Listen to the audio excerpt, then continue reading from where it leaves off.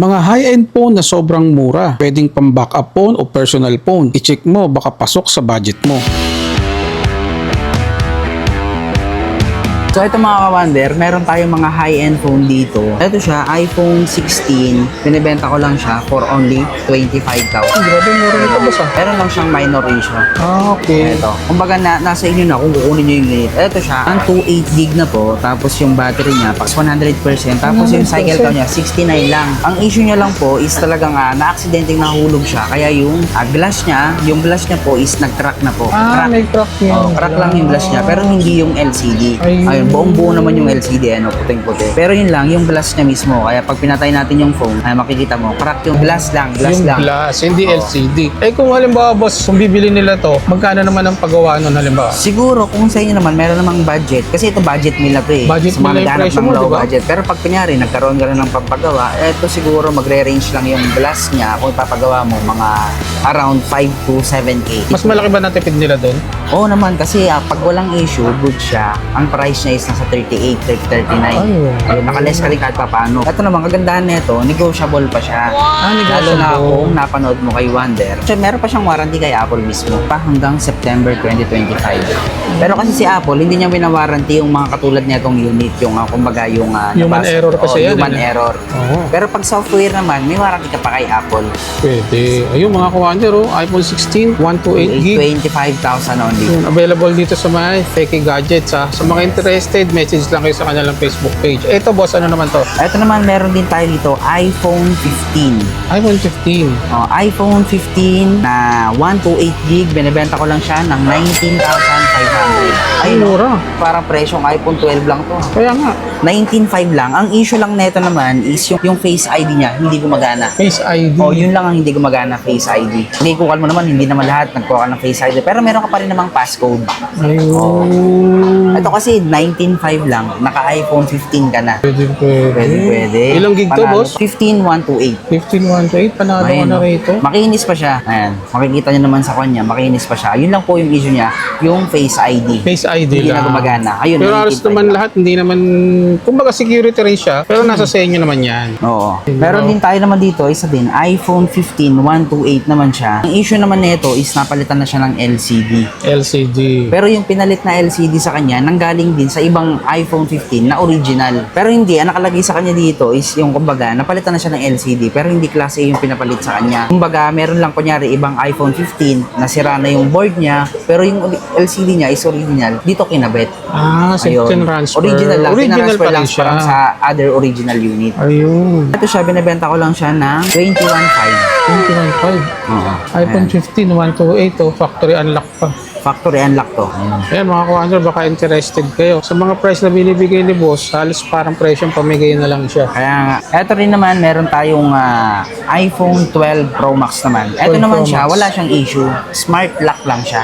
Naka-smart lang. iPhone 12 Pro Max 128 Smart lock. Binibenta ko na lang siya ng 22,500. 22.5. Oo, naka 12 Pro Max ka na. Smart lock lang. Pwede siya. Ibig sabihin na smart lock, galing siya ng smart. So, ang pwede lang nagamitin sa kanyang SIM card is TNT. Yan, pwede gamitin sa kanya. Pero available din pa kung ipapa-open line nila. Kapag smart lock kasi, hindi na siya napapa-open line. Ayun. Unlike sa Globe Lock na pwede pa siyang ipa-open line, siguro mga 500 pesos lang. Ayan, tapos yung processing mga 3 to 5 days, pwede mo na siyang gamitin ng smart. So tama-tama to sa mga smart user, no? Smart lock. Katulad ko, smart user naman kayo, kaya ang gamit ko, smart lock lang. Meron din tayo dito naman na iPhone 12 Pro Max 256, napalitan lang din siya ng LCD, tapos hindi na rin gumagana yung Face ID niya. Eto, binibenta ko na lang siya ng 18,500. 18.5. Tapos pag napanood mo pa kay Wonder, tapos nakapalo ka sa page namin, meron ka pang discount. Ayun. Ito boss, bagay na bagay to, pwede sa mga pang-vlogging, no? Oo. Kung sakali. Pwede mo siyang gawing mga pang-backup phone to, no? Oo, pwede. Napakamura na ito, mga Tsaka hindi ka-wonder. gumagana naman lahat. Ang issue niya, meron lang siya mga minor issue ko. Kaya nasa inyo na yun kung kukunin mo. Kung personal phone lang, actually, kung mga ito, panalong-panalo ng mga itong Kaya unit. nga. Kasi katulad nito, sample, yung kanina, iPhone iPhone 15 na 128 dahil lang sa hindi gumagana yung Face ID niya, ang mura ko na binebenta. Meron din tayo dito, 11 Pro Max, 64 gig. Ang kwan lang naman nito is napalitan na siya ng battery. Battery lang yung panalitan na orig yung LCD, orig yung camera. Ito lang yung battery niya. Battery is unknown. Kasi normal lang naman sa isang iPhone na napapalitan ng battery. Oo. Ito siya, 11 Pro Max, 64 gig, 12,500 na lang. 12,000. Oo, 12,500 na lang, naka 11 Pro Max ka na. Grabe, murang-mura to. Ayan, kaya sa mga naghahanap ng mga murang iPhone, ayan, meron lang mga minor issue. Available yan dito sa Medtech Gadgets. Yes. Ito naman, 11 Pro 256, napalitan lang din siya ng battery. Pero yung battery niya mismo, sa Apple pinalitan. Ayan, makikita nyo naman, genuine. Ayun. Ito yung kanina, pakita ko sa inyo yung pinagkaiba nila. Genuine, ibig sabihin, sa Apple lang, sa mga authorized na services ng Apple, pinagawa. Kaya lalabas yan, genuine. Kapag pinagawa naman siya sa mga unauthorized technician, lalabas dyan, unknown. Ayun. Ito naman, pinagawa lang siya sa Apple. So, ito siya, iPhone 11 Pro 256, 14,000 lang. Grabe, ang murang nito. Murang-mura lang, 14,000 na Saktong-sakto, 11 mga- Pro ka na, 256 pa. Kaya nga, mga Open line. secondary phone, backup phone, pwede na. Sulit ka na, boss, no? Oh, so ito kasi battery lang naman pinalitan, Battery tsaka lang sa naman Apple ang pinagawa. pinagawa. Natural lang naman sa isang, lahat At naman saka actually pinalit ng naman, goods naman goods. yan. Sa Apple naman mismo pinalitan eh. Ayan. Meron din tayo dito, iPhone 12 mini. 12 mini, mabili rin yan. 12 mini na 64 gig. Ang issue niya lang, meron lang siya mga mga konting dent sa gilid.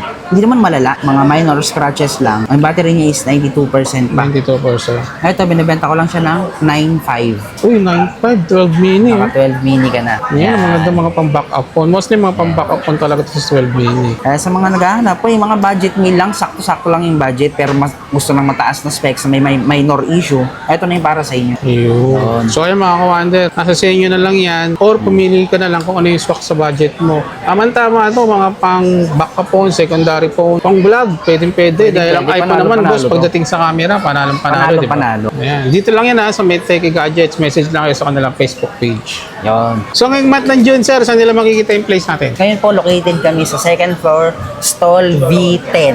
V10 na po kami. Ayun. Tabi lang siya ng hallway. Tsaka makikita nyo lang po yung tarpaulin na Techie Gadgets. Ayun, kitang-kita naman kahit saan kayo umikot dito, makikita nyo kagad yung Techie Gadget. Ayun, so sa lahat ng mga detalye, lalagay ko sa comment section. Okay. I-check nyo na lang. Thank you, boss.